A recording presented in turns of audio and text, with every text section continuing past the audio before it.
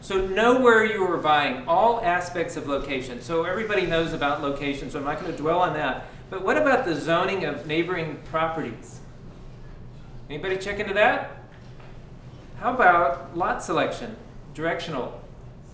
What about lot selection, like, is it a walkout, is it a daylight, does it have, which way does it face? Do you have ice on your driveway in the winter? Is it the right direction for your prayer room? Might be important to some people, right? Might be very important.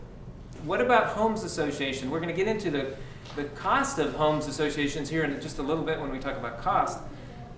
But what about just the restrictions of the homes association?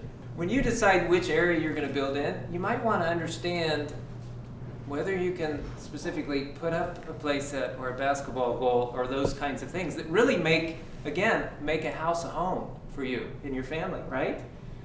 So that's kind of really important. So all aspects of location. Know what you are buying. And so we did the where, now it's the what, right? So know what you are buying. Like, will it stand the test of time? Are you buying something that has historical value, or will continue to be a trend, or it's something you're going to have to remodel in the next, who knows what, few years. Home features. Here's energy-wise. One of the things we do energy-wise is we build our homes Energy Star third-party verified or rated. So our homes, we actually hire what's called an energy rater, which is like an engineer for sizing up the energy efficiency on a home. And that energy rater gets involved early on with the plan, actually comes out and does inspections through the process, and we follow, a very strict, it's governed by the Department of Energy, so it's a very strict, long set of little checklist type items, all of which make the home more efficient. The rating is called, it's called a HERS rating, and an average home has approximately a score of 100. That's kind of the basis, is 100, which is a HERS rating of 100. And then to be an Energy Star rated home, it has to have a HERS rating of 75.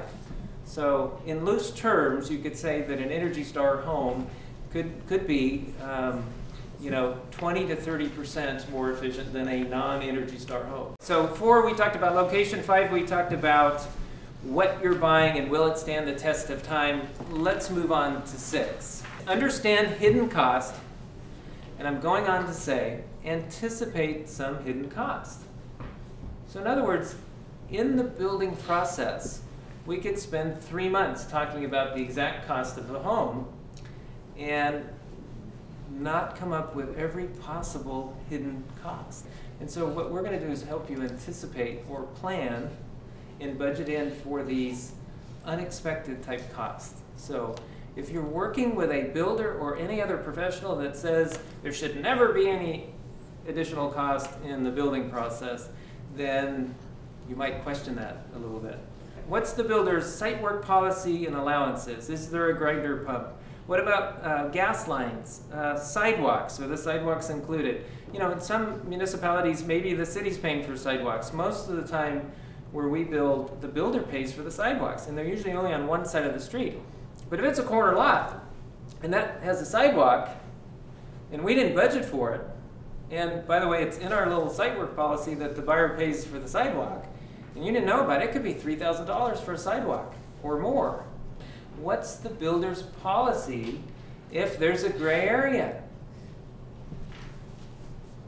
Okay, you hired the dream team, right? Got the best realtor in town, at least you think so, and you've got the best lender, and you've got the best builder, and everything's going great, and you did all your research, and we've spent 3 months on the purchase, and we've got 16,000 different emails, and we've got everything documented, and guess what? There's a gray area here. What's the builder's policy? Does the builder say, sorry, it's not in the contract, or let's see how we can help with this? Okay? We clearly didn't budget for it. It's clearly not all of our fault. We had this conversation, or we didn't have this conversation. Maybe there's a realtor involved. So maybe, who knows, maybe everybody comes to the table, but you probably want to have that conversation up front with your realtor, with your builder. Lender's another good one. What if we go 3 days past my rate lock? What's the policy?